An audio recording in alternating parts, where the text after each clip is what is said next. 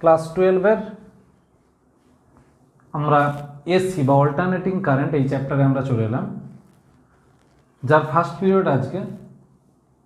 তো প্রথমে জানতে হবে যে এসি বা অল্টারনেটিং কারেন্ট কী। এটার প্রিলিমিনারি যে আইডিয়া সেটা কিন্তু আমাদের প্রত্যেকেরই আছে।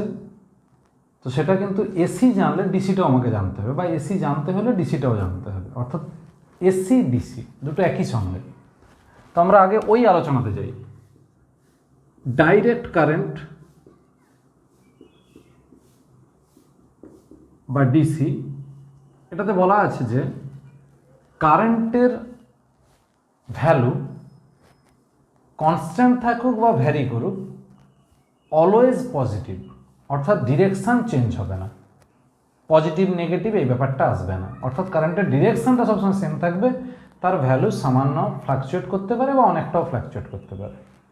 যেমন আমরা যদি ছবিতে দেখাই তাহলে এইরকম টাইমের রেসপেক্টে ভোল্টেজের ভ্যালু হবে ফিক্সড। এটা 1 নম্বর।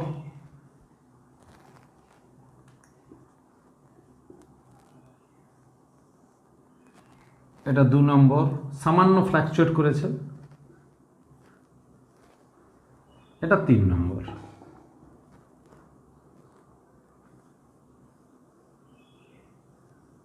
আর 0 থেকে একটা ম্যাক্সিমাম ভ্যালুতে যাচ্ছে, 0 থেকে একটা ভ্যালু।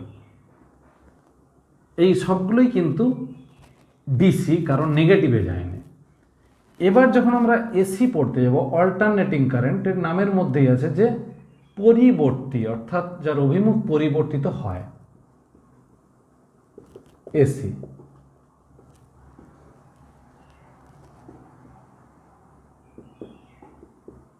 ভিটি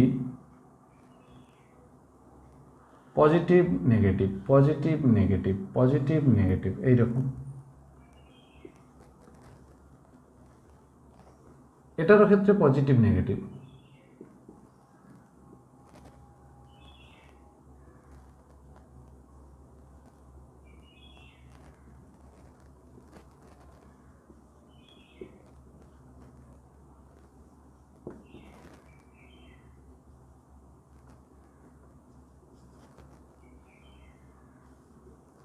পজিটিভ নেগেটিভ।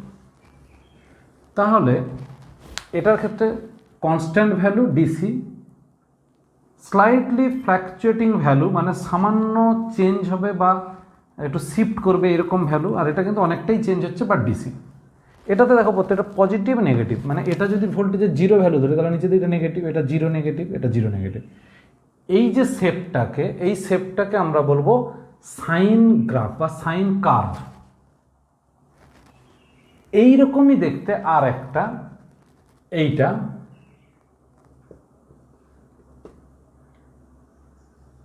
অর্থাৎ স্টার্টিংটা হবে হাইয়েস্ট ভ্যালু থেকে, এটাকে বলবো কোসাইন কার্ভ। এই দুটোকে একসঙ্গে বলে সাইনোসয়েডাল, অর্থাৎ দুটোই সাইন ধর্মী। যেহেতু এটা ক্লাস 12, তোমরা ক্লাস 11-এ পড়ে এসছো যে যখন সাউন্ড চ্যাপ্টার বা অ্যাকাউস্টিক্স যখন অংশটা আমরা পড়েছিলাম, সেখানে যে গ্রাফগুলো হয়েছিল সাইন বা কোসাইন গ্রাফ বা কার্ভ, যাকে আমরা একসঙ্গে বলি সাইনোসয়েডাল বা সাইন ধর্মী। এটাকে বলবো স্কোয়ার ওয়েভ, মানে এটা সাইনোসয়েডাল ওয়েভ, এটাকে বলবো স্কোয়ার ওয়েভ, স্কোয়ার ওয়েভ। আর এটাকে বলবো ট্রায়াঙ্গুলার ওয়েভ বা সটুথ ওয়েভ। ট্রায়াঙ্গুলার আমরা বুঝতেই পারছি, যেহেতু ত্রিভুজের মতো দেখাচ্ছে আর দেখতে অনেকটা করাতের দাঁতের মতো উঁচু নিচু নিচু, সেই জন্য এটাকে সটুথ ওয়েভও বলা হয়। তো যাই হোক, এইগুলো আমরা নামগুলো খেয়াল রাখবো। আর এই এসি নিয়ে যেহেতু আমরা পড়বো, তাই ডিসিটা জেনে রাখা, কিন্তু আর ডিসি নিয়ে কোনো আলোচনা হবে না। প্রথমেই আসছে এবার এসি ইএমএফ বা এসি তড়িৎচালক বল নির্ণয়ের রাশিমালা। সেটা কিভাবে প্রুভ করব সেটা আমরা দেখব। আমরা এই এসির যে প্রুভ করতে গেলে আমাদের যে থিওরি ছিল সেটা কিন্তু মূলত লেঞ্জের সূত্র থেকে, বা ফ্যারাডের সূত্রের পর যে লেঞ্জের সূত্র একত্রিত হয়ে একটা গাণিতিক রূপ দিয়েছিল, সেখান থেকে আসব। তাহলে proof AC EMF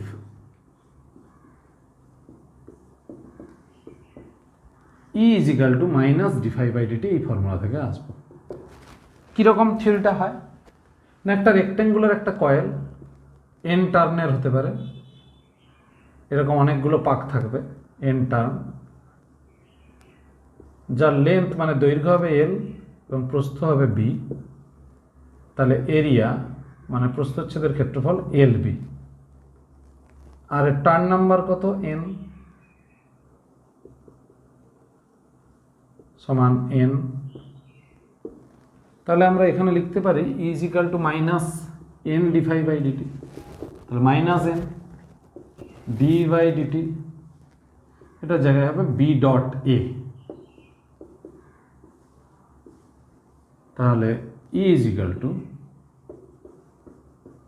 minus N D by DT B A cos theta, theta is equal to omega T বা omega is equal to theta by T, minus M D by DT, এটা হবে B A cos omega T is equal to minus N, T এর রেসপেক্টে যখন derivative হবে তখন হবে কত, বি এ বাইরে থাকলো, এটা হবে ওমেগা সাইন ওমেগা টি, একটা মাইনাস, তাহলে হয়ে গেল মাইনাস মাইনাসে plus B A N omega sine omega T,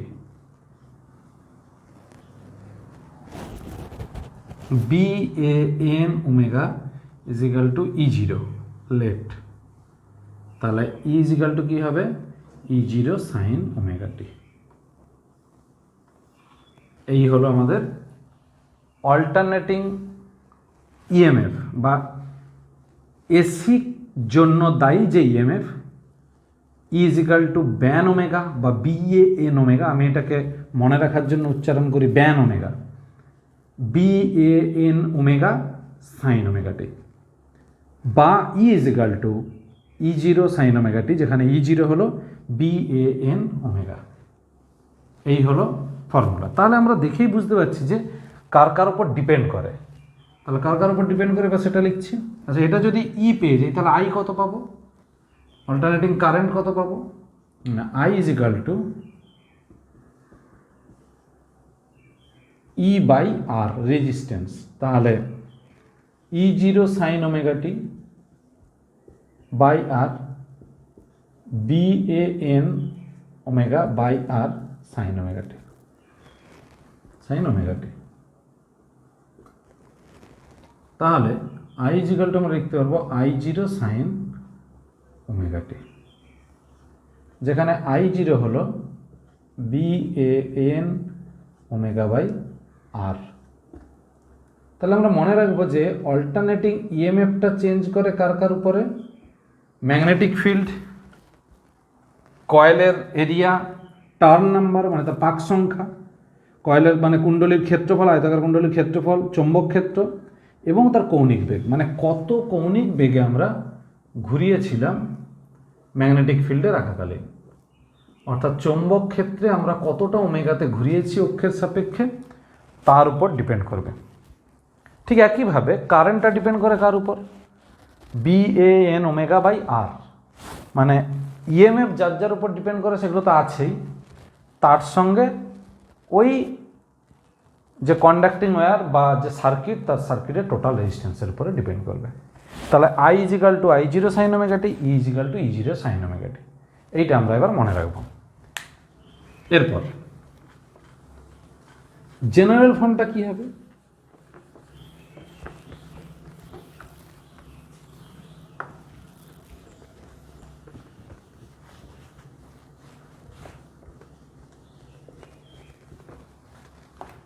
now general expression of EMF E is equal to E0 sin omega t plus alpha। এখানে কি কি আছে না, ওমেগা টি প্লাস আলফা, এই গোড়াটাকে বলবো ফেজ।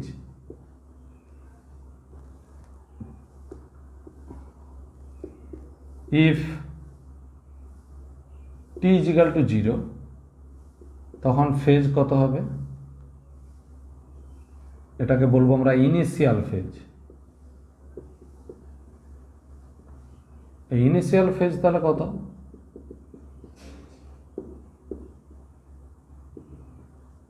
আলফা। ওমেগা কি? Omega হলো angular velocity বা অ্যাঙ্গুলার ফ্রিকোয়েন্সি। তাহলে টি টাইম পিরিয়ড,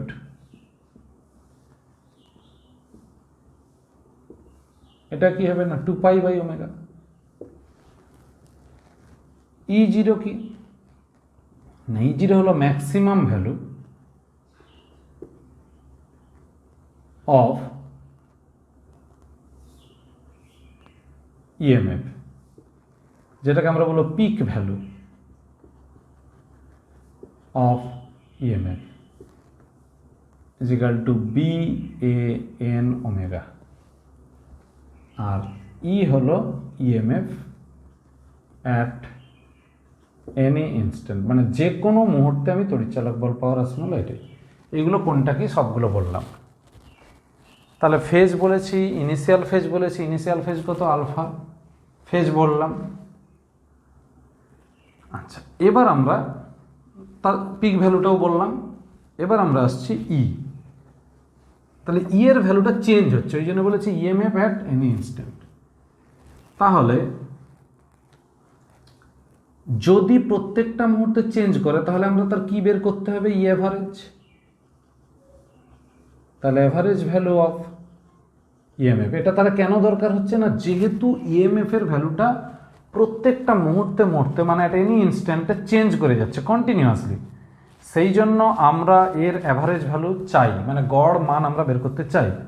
এবং সেই গড় মান হবে হয় ফুল সাইকেল নাহলে হাফ সাইকেল। এই ফুল সাইকেল হাফ সাইকেল ব্যাপারটা কি না, একটু আগে আমরা যে গ্রাফ দেখলাম এটা ই, এটা টি হবে। এখান থেকে সাইনোসয়েডাল গ্রাফটা শুরু হয়েছিল বা কার্ভটা শুরু হয়, এইভাবে তার ছবি। এইটাকে যদি 0 বলি, এটা হলে হবে একটা ফুল সাইকেল। তাহলে এটা হচ্ছে একটা ফুল সাইকেল। তাহলে এটা মানে ফুল সাইকেল মানে কি 0 to T। আর হাফ সাইকেল কত? এইটাকে বলবো হাফ সাইকেল।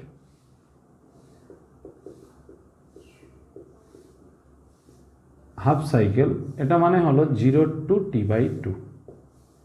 মানে টাইম পিরিয়ডকে যদি আমরা টি ধরি তাহলে পুরো টাইম পিরিয়ড পর্যন্ত নিলে একটা ফুল সাইকেল, আর তার হাফ অবধি নিলে হাফ সাইকেল। ছবিতে আমরা দেখালাম এতটা ফুল সাইকেল, এতটা হাফ সাইকেল।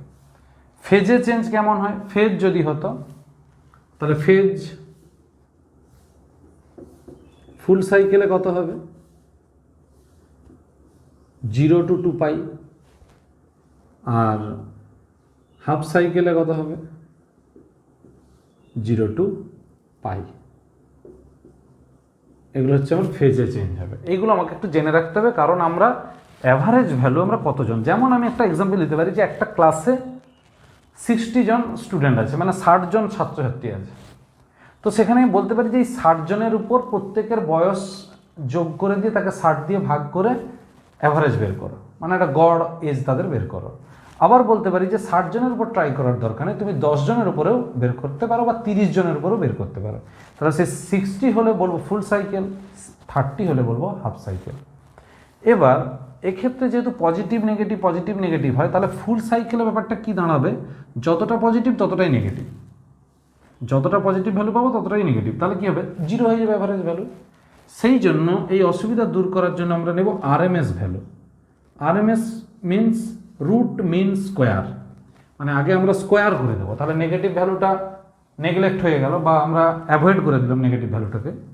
তারপর স্কোয়ার করে দিয়ে তার মিন মানে তার অ্যাভারেজ নিয়ে নিলাম, তারপর তার ভ্যালুটাকে রুট নিয়ে নিলাম। তাহলে ডাইমেনশনালি বা মাত্রাগত দিক থেকে আমার কোয়ান্টিটিটা সেম থাকবে। তো এটাকে বলবো আরএমএস ভ্যালু।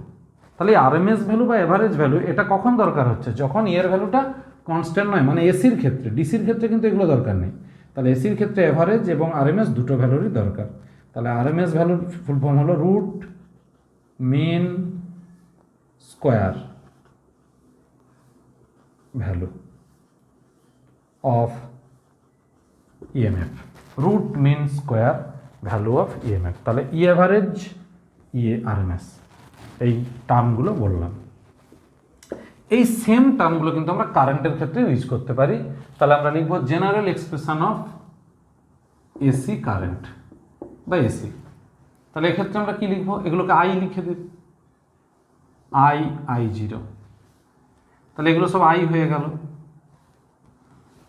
এখানে সেম লেখা থাকবে, তাহলে এখানে আমরা লিখব I0 maximum value of current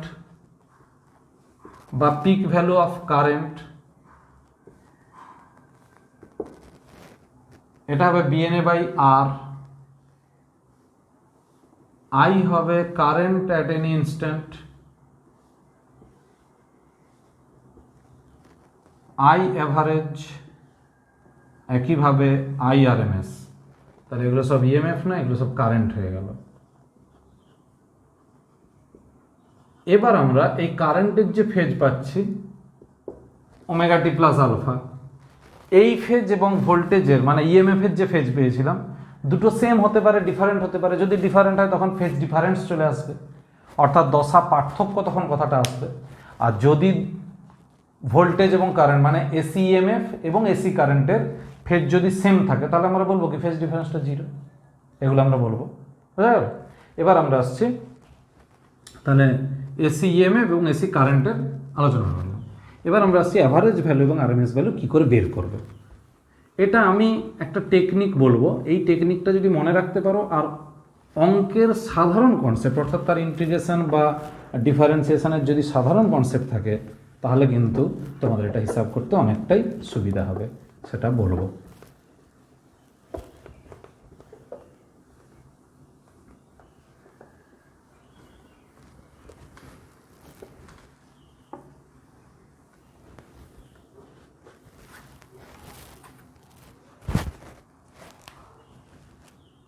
E average, E RMS,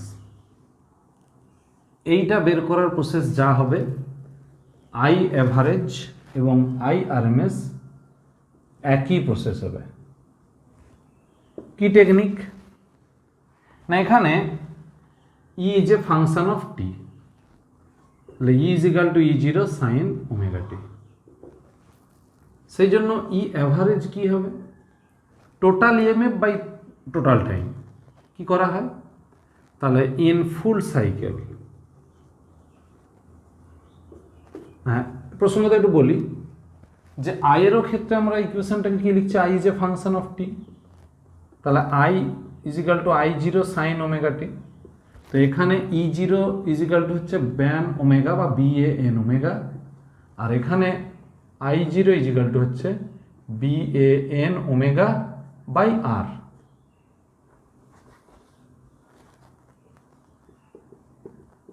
BAN omega by R, এই চেঞ্জ আছে, আর তো কিছু নেই। এবার একই নেচার, দুটোরই একই নেচার। এটাও E is equal to E0 sine omega T, এটাও I is equal to I0 sine. তাহলে আমি একটা হিসাব যদি দেখাই তাহলে বাকিটা হয়ে যাবে।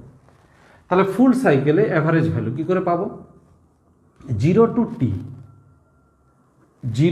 টি ই ডিটি, অর্থাৎ ই এর ভ্যালু চেঞ্জ হচ্ছে টি এর উপর ডিপেন্ড করে। সেই জন্য ফুল ইন্টিগ্রেশন বা ফুল সাইকেলে আমরা টোটাল ভ্যালু এটা পেলাম by 0 to T integration DT, মানেই হলো 1/t, এই ভ্যালুটা টি হয়ে গেল ক্যাপিটাল টি। এটা হবে 0 to T E0 sine omega T DT. এই এবার যদি এটা আমরা টি এর ফাংশন না পেতাম, যদি থিটা দিয়ে লেখা থাকতো E0 সাইন থিটা, তখন আমরা সেখানে লিমিট বসাতাম 0 টু 2 পাই, বাকি সব কিছু একই থাকতো। তাহলে এই হিসাবটা এবার কি দাঁড়ালো, 1/t E0 sine omega DT, এটা হবে E0 into sine omega T ডিটির, এ হবে cos omega T by omega, একটা মাইনাস, এর লিমিট বসবে T0। তাহলে E0 বাই টি, এটা মাইনাসটা সামনে নিয়ে এলাম, into cos omega T by omega, তাহলে cos omega T minus cos 0 পুরোটা by omega. T is equal to 2 pi by omega, তাহলে omega T is equal to 2 pi, তাহলে minus E0/t into cos 2 pi minus cos 0, দুটোরই value হবে 1, তাহলে minus E0/t 1 minus 1 is equal two 0। তাহলে ফুল সাইকেলে আমরা average value বের করে দেখলাম কত এলো, 0। জাস্ট এই ইন্টিগ্রেশনের টেকনিক। এবার আমরা কি করব, এই সেম হিসাবটা করব হাফ সাইকেলে। আচ্ছা, ফুল সাইকেলে কেন এই হলো, যুক্তিটা কিন্তু আমি আগে দিয়েছি। সেটা একটা কার্ভ ছিল এরকম, যে গ্রাফটা আমাদের আঁকা হয়েছিল, এই অংশ আর এই অংশ একে অপরকে ক্যান্সেল করে দিচ্ছিল, সেই জন্যই কিন্তু 0 এলো। এবার আমরা আসছি হাফ সাইকেলে করে দেবো। ইন হাফ সাইকেল এবার কি হবে না, আই অ্যাভারেজ বা ই অ্যাভারেজ যাই বলি না কেন, 1 বাই আচ্ছা integration 0 to t/2 E0 sin omega T DT by 0 to t/2 DT. তো টেকনিক্সই একই রকম হিসাবটা আসবে। E0 sin ওমেগা টি ডিটির ইন্টিগ্রেশন হবে cos omega T by omega minus t/2 0, আর এখানে নিচে হবে t/2, তাহলে উল্টে গেলে হবে 2E0/t, এটা হলো minus cos omega into t/2, ওমেগাটাকে এখানে নিয়ে নিলাম, মাইনাসে মাইনাসে plus cos omega into 0, 2E0/t omega. তো এখানে কত হবে,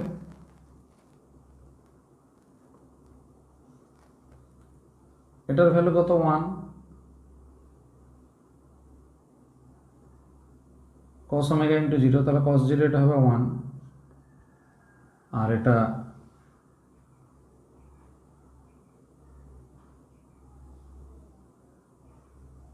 cos ওমেগা টি, তাহলে মাইনাস cos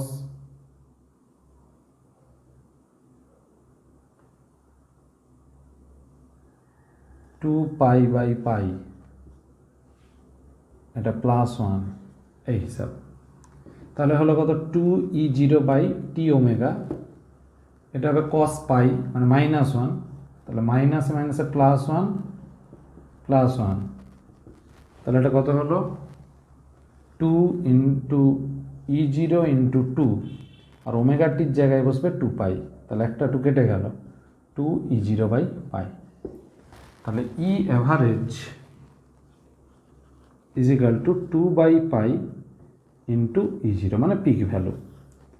তাহলে যখন আমরা ফুল সাইকেল হিসাব করলাম তখন এলো 0, হাফ সাইকেল হিসাব করতে হলো এটাই। এবার কোশ্চেন উঠে এলো, তাহলে কি আমরা হাফ সাইকেলেই সবসময় অ্যাভারেজ ভ্যালু বের করবো, যে না, তাহলে ফুল সাইকেলে কেন 0 হয়েছিল সেই কারণটা নিয়ে আমরা ভাববো। সেই কারণে আমরা দেখেছি যে দুটো হাফে পজিটিভ নেগেটিভ একে অপরকে ক্যান্সেল করে দিয়েছিল। সেই জন্য আমরা এবার যাব ফুল সাইকেলে আরএমএস ভ্যালু। আরএমএসের মিনিংসটা হলো যে রুট মিন স্কোয়ার, তাহলে আমি যখন স্কোয়ার করে মিন বের করে তার রুট করব, অটোমেটিক নেগেটিভ ভ্যালুটা পজিটিভ হয়ে যাবে। সেই জন্য ই আরএমএস এর পরের হিসাব। ফুল সাইকেলে আরএমএস ভ্যালুর হিসাবটা কত আছে দেখব। তাহলে ই RMS integration 0 to T E square DT, ওই যে স্কোয়ার করে নিতে বলছে, রুট মিন স্কোয়ার, তাহলে আগে স্কোয়ার করে নিলাম, এবার মিন 0 টু টি ডিটি, এই মিন তার root to the power half, এটাই হলো আরএমএস ভ্যালু। তার মানে আমরা কোনোভাবে যদি এই ভ্যালুটা বের করে নিতে পারি তাহলে আমরা আরএমএস ভ্যালু পেয়ে যাব। তো প্রসঙ্গত একটু বলি, মাঝে মধ্যে কম্পিটিটিভ পরীক্ষায় এক্সাম দেয় যেটা ডাইরেক্ট কোসাইন বা সাইন ইকুয়েশন নয়, মানে কস বা সাইন নেই, মিক্সিং করা থাকে। অ্যালজেব্রিক ফাংশন মানে বীজগাণিতিক অপেক্ষক এবং সাইনোসয়েডাল ফাংশন মানে সাইন বা কোসাইন অপেক্ষক মিক্স করা থাকে, তখন কিন্তু এই প্রসেস ছাড়া আর কোনো প্রসেস নেই ভ্যালুটা বের করার। সেই জন্য আমি এই প্রসেসটাই বলছি। তাহলে 0 টু টি ই স্কোয়ারের জায়গায় বসবে E0 square sine square omega T DT, আর নিচে বসলো ডিটির ইন্টিগ্রেশন টি এর, তাহলে ই জিরো স্কোয়ার তার রুট, তাহলে ই জিরো বাই টি বাইরে চলে এলো, ইন্টিগ্রেশন, আচ্ছা এটা ই জিরো স্কোয়ারই থাকো, রুট এখন করছে না, integration sign square omega T DT. তাহলে আমি যদি একটা হাফ গুণ করে এখানে 2 দিয়ে দিই তাহলে সমস্যাটা মিটে যায় ইন্টিগ্রেশনের নিয়মে। তাহলে এটা হতো ই জিরো স্কোয়ার, আচ্ছা পুরোটার half to the power half, E zero square by 2t into 2 sine square omega T means হলো 1 minus cos 2 omega T DT, তার ইন্টিগ্রেশন 0 টু টি। এরপর ই জিরো স্কোয়ার বাই 2t, এটার ইন্টিগ্রেশন প্রথমে হবে টি minus 0, এটা হবে sine 2 omega T by 2 omega, এই পুরোটার আবার লিমিট বসবে টি 0।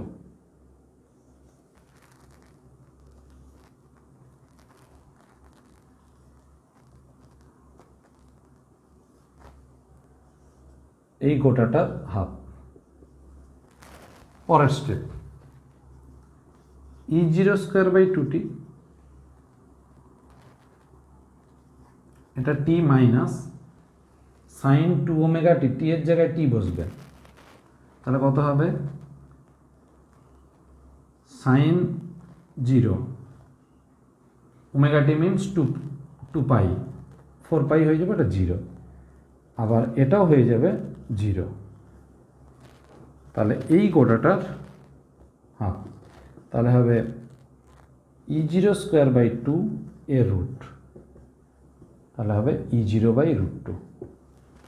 তাহলে আমরা পেলাম E R M S is equal to 1 by root 2 into E zero, মানে পিক ভ্যালুর 1 বাই রুট 2 গুণ। ঠিক যেভাবে আমরা ইএমএফ বের করলাম ওই একই প্রসেস, সিম্পল একদম একই প্রসেস, ইয়ের জায়গায় শুধু আই লিখে দিলেই হয়ে যাবে কারেন্টের বেলা। তাহলে কারেন্ট মানে এসি কারেন্ট বা এসি এবং এসি ইএমএফ দুটোরই আমরা আরএমএস ভ্যালু এবং অ্যাভারেজ ভ্যালু আমরা কিন্তু পেয়ে যাচ্ছি। এরপর আসছি ফর্ম ফ্যাক্টর। তাহলে আরএমএস এর বেলা কিন্তু আর আমরা হাফ সাইকেল হিসাবটা করলাম না, কারণ ফুল সাইকেলে আমরা ভ্যালুটা পেয়ে গেছি বলে, কিন্তু অ্যাভারেজের বেলা আমরা ফুল সাইকেলে 0 পেয়ে গেছি, মানে 0 আমাদের হিসাব এসেছিল, সেই জন্য আমরা হাফ সাইকেলে হিসাব করেছিলাম। এবার আমরা আসছি ফর্ম ফ্যাক্টর। তাহলে ফর্ম ফ্যাক্টরের ডেফিনেশনটা পরে দেবো, আমি আগে ইকুয়েশনটা লিখি, E RMS by E average or I RMS by I average, অর্থাৎ অল্টারনেটিং ভোল্টেজ বা অল্টারনেটিং কারেন্টের আরএমএস ভ্যালু এবং অ্যাভারেজ ভ্যালুর রেশিও, এই রেশিওটাকেই আমরা স্মল এফ দিয়ে লিখব।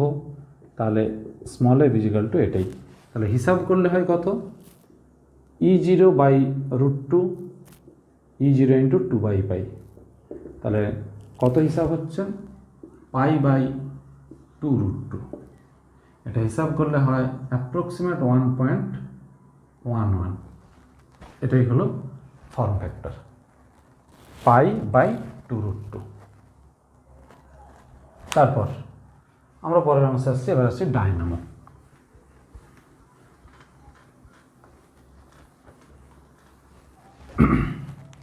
এসি ডায়নামো, আমরা এসি ডায়নামোর ক্ষেত্রে ইএমএফ এর ইকুয়েশনটা তো বের করেছি, ওই যে যেটা E is equal to E zero sine omega, এটা একদম প্রথম যেটা প্রুভ হলো, এসি ইএমএফ এর প্রুফটাই হলো এসি ডায়নামোর ক্ষেত্রে ইএমএফ এর এক্সপ্রেশন। শুধু এখানে আমরা যেটা আমাদের মেকানিক্যাল যে ব্যাপারটা সেটা আমরা দেখে নেব কীরকম।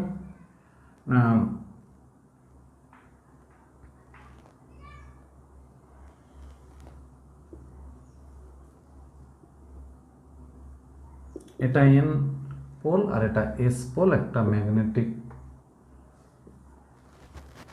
দুটো যে ম্যাগনেটিক পোল রাখা আছে, তো ম্যাগনেটিক লাইন্স অফ ফোর্স মানে চৌম্বক বলরেখা উত্তর মেরু থেকে দক্ষিণ মেরুর দিকে যাবে, এই এরিয়াতে একটা ব্যবস্থা করা থাকবে, যেখানে এইরকম একটা কয়েল বা আয়তাকার একটা কয়েল, যার দৈর্ঘ্য এল এবং প্রস্থ বি, ওমেগা কৌণিক বেগে ঘুরতে থাকবে। তখন প্রশ্ন হচ্ছে যে আমি যদি এইভাবে ঘোরাতে থাকি, এই যে ওমেগার যে ডিরেকশন দেওয়া আছে তাতে আমরা দেখতে পাচ্ছি যে যদি এইভাবে ঘুরতে থাকে, অর্থাৎ এইরকমভাবে যদি ঘুরতে থাকে অ্যান্টি ক্লকওয়াইজ, তাহলে অ্যান্টি ক্লকওয়াইজ যদি ঘুরতে থাকে এইরকম,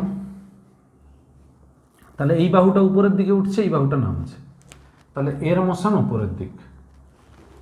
তাহলে ওই বাহুতে আমি যদি ফ্লেমিংস রাইট হ্যান্ড রুল মানে ফ্লেমিংয়ের ডান হস্ত নিয়ম প্রয়োগ করি, তাহলে গতি বুড়ো আঙুল বরাবর উপরের দিক কাজ করছে, আর ম্যাগনেটিক ফিল্ড কোন দিকে? এই দিকে। তাহলে আমরা ডান হাতের নিয়ম অনুযায়ী আমরা মিডিল ফিঙ্গার দেখতে পাচ্ছি ভেতরের দিক। তাহলে উপরের দিকটা মোশন, আর এই দিকটা হচ্ছে ম্যাগনেটিক ফিল্ড মানে চৌম্বক ক্ষেত্র, আর ভেতরের দিকটা হচ্ছে চৌম্বক ক্ষেত্র। তো চৌম্বক ক্ষেত্র মানে হলো বি, ভেতরের দিকটা হলো আমাদের মিডিল ফিঙ্গার মানে কারেন্ট আই। তাহলে এই দিক দিয়ে কারেন্টটা তৈরি হচ্ছে, তো সেই কারেন্টটা এইটা দিয়ে আসবে, এইটা দিয়ে আসবে, এইটা দিয়ে যাবে। তাহলে এইবার এই যে দুটো কারেন্ট, এদের এন্ড পয়েন্টকে আমি আমাদের সার্কিট মানে যেগুলো বহির্বর্তনী বা যেখানে আমার সাপ্লাই লাইন এসে যোগ হবে, ওটা সার্কিটের সঙ্গে যোগ করলে আলোটা জ্বলে যাবে। তাহলে আমি কি করলাম, এইটাকে আমি একটা পয়েন্টের সঙ্গে যোগ করে দিলাম, দিয়ে একটা ল্যাম্প দিয়ে দিলাম, দেখলাম যে জ্বলছে। তাহলে আমার প্রুফ হলো যে কারেন্টটা তৈরি হচ্ছে। কিন্তু এখানে একটা কথা মনে রাখতে হবে, আমি যখন এরকম ঘোরাবো তখন এই তারটা কিন্তু পাক খেয়ে যাবে, সেই জন্য এখানে ডাইরেক্ট যোগ করা যায় না। কি করা হয়, এইখানে একটা রিং আর এখানেও একটা রিংয়ের সঙ্গে যোগ করা থাকে, এই রিংগুলোর সঙ্গে ব্রাশের সঙ্গে আটকানো থাকে, অর্থাৎ ওই যে তারের প্রান্তগুলো দুটো ব্রাশের সঙ্গে রিংয়ের সঙ্গে আটকানো থাকবে, আর রিং দুটো এর সঙ্গে কানেক্টেড থাকবে। তাতে কি হয়, যখন আমার কয়েলটা ঘুরতে থাকবে এই দুটো পয়েন্ট ব্রাশের সঙ্গে রিংয়ে একবার ঘষা লাগবে, আবার যখন একবার সার্কেল ঘুরে এলো মানে একটা ফুল সাইকেল হলো, তখন আবার এসে ওইখানে এসে লাগবে। অর্থাৎ যেটা বলতে চাচ্ছি যে একটা অর্ধচক্র ঘূর্ণনের ক্ষেত্রে এই বাহুটা চলে আসবে এখানে, এই বাহুটা চলে আসবে এখানে, মানে তখন একবার অভিমুখ পরিবর্তন হয়ে যাবে। আবার যে বাকি অর্ধেক ঘুরবে মানে বাকি যে অর্ধেক চক্রটা বাকি আছে ওটাতে যখন ঘুরবে, তখন আবার আগের মতো এই বাহুটা এই পাশে, এই বাহুটা এই পাশে চলে আসবে। অর্থাৎ একটা পূর্ণ চক্রে মানে ইন ওয়ান ফুল সাইকেল মানে একটা পূর্ণ চক্রে ডিরেকশন চেঞ্জ হবে কতবার? দুবার, 2 টাইমস অফ কারেন্ট। তাহলে কারেন্টের অভিমুখ পরিবর্তন হবে দুবার একটা ফুল সাইকেল, একটা পূর্ণ চক্রে। সেই অভিমুখ পরিবর্তনের জন্য দায়ীকে এই যে দুটো রিং, যেটাকে আমরা স্লিপ রিং বলবো, দুটো ব্রাশের সঙ্গে যোগ থাকবে, আর ওই রিং যাতে না ঘষা লেগে ক্ষয়ে যায় এই জন্যই ব্রাশ, আর স্লিপ রিংয়ের সঙ্গে টাচ হয় বলে সার্কিটটা কমপ্লিট হয়। এবার বলবে যে হ্যাঁ এই সার্কিট তো বিচ্ছিন্ন হচ্ছে বারবার। অ্যাকচুয়ালি আমরা যে এসি লাইনগুলো ব্যবহার করি মানে যেগুলো আমাদের সাপ্লাই লাইন, যেগুলো আমাদের বাড়িতে বাড়িতে ইউজ হচ্ছে, সেগুলো কিন্তু সবই এইরকম এসি লাইন, কিন্তু খুব ফাস্ট চেঞ্জ হয়। কীরকম না, এর ক্ষেত্রে হচ্ছে নাম্বার অফ ফুল সাইকেল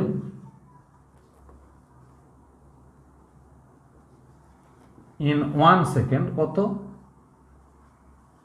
50, অর্থাৎ ফ্রিকোয়েন্সি হলো 50 হার্জ।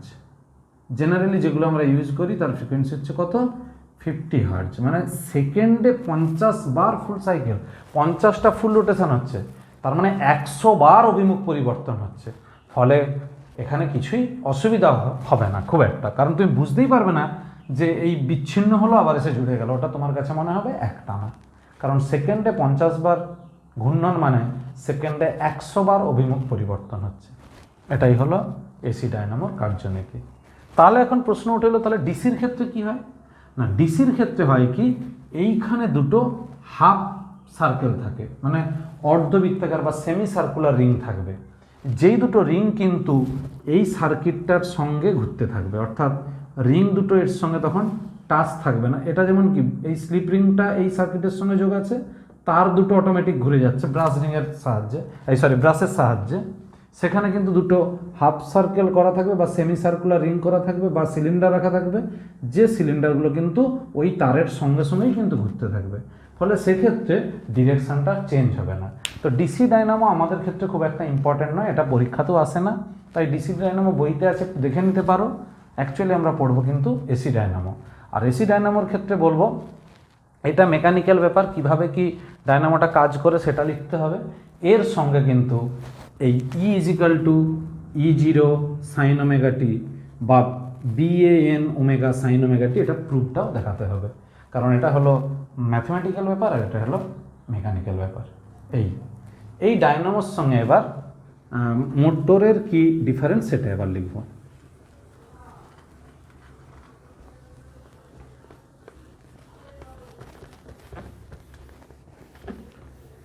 মোটরের থিওরি আমরা পড়েছিলাম, ফ্লেমিংস লেফট হ্যান্ড রুল থাকে, তাহলে ডায়নামো আর মোটরের মধ্যে difference. Dynamo motor, 1 number, it acts upon Fleming's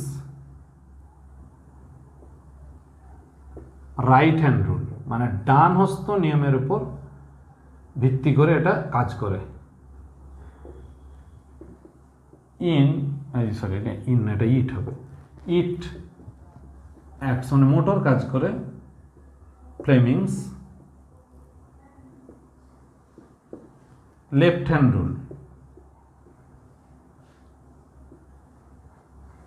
2 নম্বর,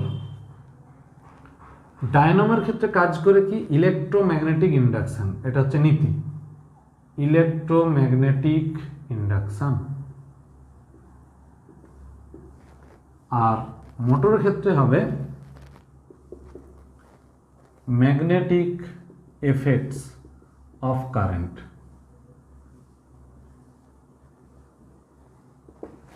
3 নম্বরে আমরা ডায়নামোতে দেখব যে মেকানিক্যাল এনার্জি থেকে ইলেকট্রিক্যাল এনার্জিতে কনভার্ট হয়।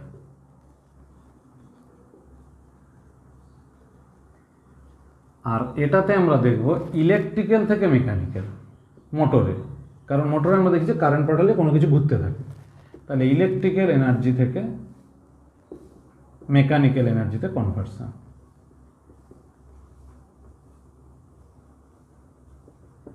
এটা হচ্ছে কনভার্সন। এরপর আমরা পরের অংশে যাচ্ছি যে ট্রান্সফরমার। প্রথমেই খেয়াল রাখতে হবে যে ট্রান্সফরমার নামের মধ্যে কি আছে না, ট্রান্সফরমার নামের মধ্যেই আছে ট্রান্সফর্ম, অর্থাৎ চেঞ্জ করতে পারে। কি চেঞ্জ করে? এসি ভোল্টেজের ভ্যালু। তাহলে ট্রান্সফরমার, তো আমরা ট্রান্সফরমারের ক্ষেত্রে যেটা দেখব যে এসি ভোল্টেজের ভ্যালু চেঞ্জ হবে মানে বাড়তেও পারে কমতেও পারে। যদি বাড়ে তাহলেও সেটাকে আমরা বলবো ট্রান্সফরমার, আর যদি কমে তাহলেও সেটাকে আমরা বলবো ট্রান্সফরমার। তাহলে এই যে ট্রান্সফরমারের ক্ষেত্রে কি হয় না, মূলত ইলেকট্রোম্যাগনেটিক ইন্ডাকশান দিয়ে আমরা কি করি, একটা ভোল্টেজ যেটাকে আমরা বলবো এসি, ভি ইনপুট, এটাও এসি, এসির সিম্বল এইটা, কারণ এই যে সাইনোসয়েডাল থেকে এসছে এটা সিম্বল। তাহলে এসি ইনপুট এর সঙ্গে প্রাইমারি কয়েল অর্থাৎ প্রাথমিক কুণ্ডলী এটা যোগ করে দেব। এখানে কোরগুলো থাকে ট্রান্সফরমারের, তারপরে আমরা সেকেন্ডারি কয়েল দিলাম। তো এর টার্ন নাম্বার N1, এর turn number N2, N2 less than N1। যদি এরকম হয় তাহলে এখানেও যে এসিটা পাবো সেটা হবে এসি আউটপুট, এটাকে বলবো ভি আউট। তাহলে এক্ষেত্রে এটাকে বলবো স্টেপ আপ, স্টেপ ডাউন, কারণ ভোল্টেজটা কমে যাবে। V out less than V in, এটা হলো স্টেপ ডাউন। তাহলে স্টেপ ডাউন মানে ভোল্টেজটাকে কমাবে, এসি এসিই থাকবে, শুধু তার ভোল্টেজের ভ্যালুটা কমে যাবে। যেমন 440 এসি ইনপুট থেকে হয়ে যাবে 220 এসি ইনপুট, এটাকে বলবো স্টেপ ডাউন। স্টেপ আপ তাহলে কখন হবে? যদি N2-র ভ্যালুটা বেশি হয়ে যায়, তার মানে আমরা এখানে বেশি টার্ন নাম্বার দিয়ে দিলাম, তখন কি হবে? আউটপুটের ভোল্টেজটা বেড়ে যাবে, এটাকে তখন বলবো স্টেপ আপ। তাহলে স্টেপ আপ বা স্টেপ ডাউন দুটোই আমরা কাজ করাতে পারবো। তাহলে ট্রান্সফরমার কি না, transformer is an instrument which can increases or decreases, which can increase or decrease the AC voltage by AC EMF, তাকেই বলবো ট্রান্সফরমার। তো এর কাজ কোথায় কোথায় না, আমরা স্টেপ ডাউনের ব্যবহারগুলো আমরা কোথায় দেখি না, ব্যবহারগুলো আমরা দেখি আমাদের দৈনন্দিন জীবনে, বাড়িতে বা বিভিন্ন ইনস্ট্রুমেন্টে আমরা দেখি। আর স্টেপ আপের ব্যবহার কোথায় দেখব না, যে সমস্ত ক্ষেত্রে ভারী ভারী যন্ত্রপাতি তুলতে হয়, অর্থাৎ 220 ভোল্টেজ হবে না, তার থেকে অনেক গুণ বাড়াতে হবে, বা বড় বড় কলকারখানাতে ভারী ভারী জিনিসপত্র তুলতে হবে, সেক্ষেত্রে কিন্তু আমরা স্টেপ আপ ট্রান্সফরমারের ব্যবহার দেখতে পাবো। তাহলে এই হলো স্টেপ আপ এবং স্টেপ ডাউন। এবার আমরা আসছি যে ট্রান্সফরমারের ক্ষেত্রে কি কি ধরনের এনার্জি লস হয়, এগুলো এমনি পয়েন্ট আকারে একটু মনে রাখা। যে প্রথমত আমরা মনে রাখবো যে হিস্টেরিসিস লস হতে পারে। আমরা দেখেছিলাম যে ইলেকট্রোম্যাগনেটিক ইন্ডাকশান হলেই সেক্ষেত্রে কিন্তু হিস্টেরিসিস, মানে যখন এসি কারেন্টের কাজ হয় তখন একটা হিস্টেরিসিস লস হতে পারে, এটা একটা এনার্জি লস। 2 নম্বর হচ্ছে কপার লস, অর্থাৎ যেহেতু এখানে কোর হিসাবে আমরা যে মেটেরিয়ালগুলো নিই, সেখানে আমরা বিভিন্ন ফেরোম্যাগনেটিক মেটেরিয়াল রাখি এবং কারেন্টের জন্য আমরা কপারের ওয়্যার ইউজ করি, সেই জন্য কপার লস হতে পারে, মানে ওর মধ্যে দিয়ে কারেন্টের দরুন বা জুল এফেক্টের দরুন একটা লস হতে পারে। এডি কারেন্টের জন্য একটা লস হতে পারে, আমরা দেখেছিলাম যে যদি মোটা পাথ হয় তাহলে সেক্ষেত্রে কিন্তু কিছু ইমাজিনারি লুপে এনার্জি লস হয়ে যায়। আর 4 নম্বর যেটা আমরা দেখব যে ম্যাগনেটিক এনার্জি লস, যেটাকে আমরা বলবো ম্যাগনেটিক এনার্জি লস, মানে প্রাইমারি থেকে সেকেন্ডারিতে যখন লাইন্স অফ ফোর্সগুলো বা ম্যাগনেটিক লাইন্স অফ ফোর্সগুলো ক্রস করে তখন সেক্ষেত্রে কিন্তু ম্যাগনেটিক এনার্জি লস। তাহলে এডি কারেন্ট লস, এই সমস্ত কারণে কিন্তু লস হতে পারে।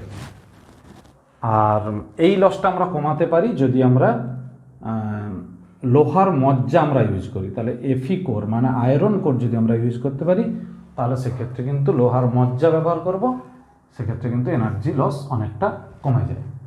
লাস্ট আমরা আসছি আজকের এই ক্লাসের যে এসি এবং ডিসির মধ্যে কোনটা সুবিধাজনক। তাহলে advantage of AC over DC. তাহলে ডিসির থেকে এসি এর সুবিধাটা কি? 1 নম্বর পয়েন্ট হচ্ছে আমরা বহুদূর পর্যন্ত বয়ে নিয়ে যেতে পারি উইদাউট লেস এনার্জি লস, অর্থাৎ কম শক্তি ব্যয়ে আমরা এসিকে বয়ে নিয়ে যেতে পারবো। ডিসি অপেক্ষা এটা অনেকটাই সুবিধা, সেই জন্য এটাকে আমরা বলি যে ডিস্ট্রিবিউশন, অর্থাৎ বিভিন্ন এরিয়াতে আমরা এসি লাইনের ডিস্ট্রিবিউশনটা খুব সহজে করতে পারবো। তাহলে ডিস্ট্রিবিউশনের ক্ষেত্রে এনার্জি লসটা লেস হবে, মানে খুব কম হবে। 2 নম্বর, সহজেই আমরা এসি ভোল্টেজের ভ্যালুটাকে চেঞ্জ করতে পারবো, মানে বাড়াতে পারবো এবং কমাতে পারবো ট্রান্সফরমার ইউজ করে। তাহলে to change the value of AC voltage আমরা সহজেই পরিবর্তন করতে পারি। আর 3 নম্বর হচ্ছে এই এসি ডিসির থেকে অনেক বেশি ডিউরেবল অ্যান্ড কনভেনিয়েন্ট, অর্থাৎ গ্রহণযোগ্য এবং টেকসই বা ব্যবহার উপযোগী আমরা বলতে পারি। কারণ সহজে যেহেতু আমরা ভোল্টেজটাকে চেঞ্জ করতে পারবো, তাহলে আমরা যখন খুশি ভোল্টেজটাকে বাড়াতে পারি এবং কমাতে পারি। এই হলো ডিসির থেকে এসি এর সুবিধা। তো আমরা মোটামুটি আজকে যতটুকু পোর্শন করলাম তাতে প্রাথমিক পর্যায়টা হয়েছে এসির ক্ষেত্রে। আর আজকে ওই অ্যাভারেজ ভ্যালু এবং আরএমএস ভ্যালুর এই হিসাবগুলো একটু তোমরা দেখে নিও বা প্র্যাকটিস করো, আর ভালো করে পড়বে। আর আমার এই ভিডিও ভালো লাগলে একটু লাইক কমেন্ট বা শেয়ার করে দিও। অবশ্যই বন্ধুদেরকে বলবে আর নিজেরাও সাবস্ক্রাইব করবে এবং বেল আইকন প্রেস করে রাখবে, কারণ আমার সিলেবাস পুরো কমপ্লিট হবে 11-12-এর। তো তোমরা যেহেতু ক্লাস 12-এ আছো, পরপর ভিডিওগুলো যদি পেতে চাও তাহলে অবশ্যই বেল আইকন প্রেস করে রাখো। ভালো থেকো, পড়া তৈরি করো। পরের দিন আমরা যে অংশটা আসবো খুবই ইম্পর্টেন্ট ক্লাস, এবং সেখানে এই চ্যাপ্টার শেষ হবে এবং পরের দিন খুব বড় বড় হিসাবগুলো আমরা দেখব। হিসাব বলতে আমরা সমস্ত ডেরিভেশনগুলো পরের দিন খেয়াল করব। ঠিক আছে, রাখলাম, ভালো থাকবে।